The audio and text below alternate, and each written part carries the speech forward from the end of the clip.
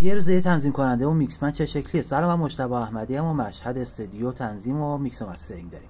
صبح که ساعت 7 بیدار شدم ورزشمو میکنم خیلی الکی و قهوه‌مو چایمو میذارم و کم کم لباسامو میپوشم، آماده میشم، تایید میدم پشت آینه و آتیش میکنم به سمت استودیو. ساعت حدودا 8 شده و یک خورده سرده. گازو میگیرم به سمت استودیو. حدودا 20 دقیقه تا استودیو از خونه فاصله است. یه مقدارم پیاده روی داره که میرم استودیو، اینجوری باز میکنم و کفشامو عوض میکنم و تراول ماگمو چای میریزم و میرم به سمت اتاق کارم. اتاق کار رو روشن کردم از شب قبل. واو، بهم ریخته است.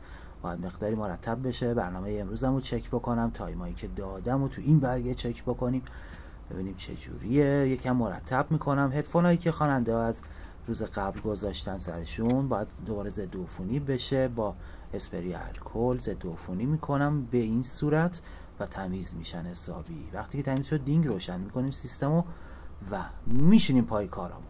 معمولا صبح وقت ضبط نمیدم، تولید میکنم، بعد از ظهر وقت ضبط میدم و وقتی که پروژه‌مو شروع کردم تمرکز کافیمو دارم، گوشیمو سایلنت میکنم و تا الان گوشیم داره اینجا فیلم میگیره. کار که کردم یکم خسته شدم، یه چای بیسکویت میخورم و باز دوباره یکم کار میکنیم. خسته شدیم، ظهر شده تقریبا، باید ناهارمو بخورم. ناهارمو میذارم توی توستر که گرم بشه. وقتی که یکم وای میستم گرم شه، بدترین انتظار گرم شدن غذاست.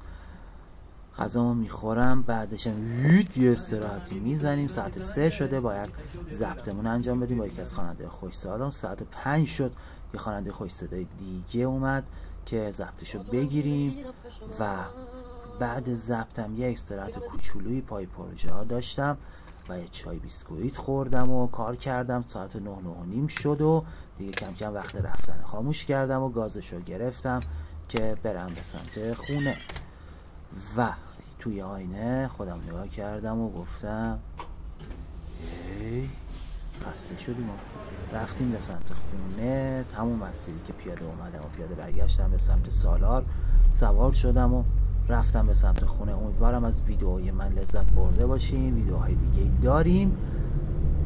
لایک و شیر کامنت